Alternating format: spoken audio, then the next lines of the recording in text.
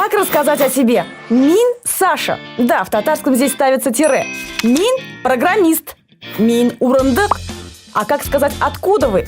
Допустим, вы из Гватемалы. В татарском нет предлогов, почти все значения передаются окончаниями. Например, значение «из» передает окончание «дан». Получается «мин Гватемала дан». Татарский язык очень гармоничный. Окончания как бы приноравливаются к слову, к которому оно присоединяется. Сравните: Гватемала дан, Нью-Йорк тан, Пазан нан. Если слово кончается на гласную или звонкую согласную, то ставим дан.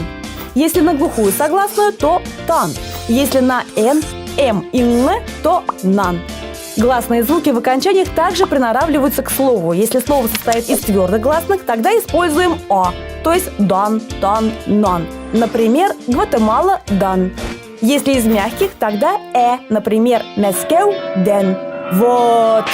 А теперь фаталити. Тема с гласными не работает с иностранными словами. С ними всегда используется твердый вариант. Дан, тан, нан. Питер дан, Берлин нан, Архангельск тан.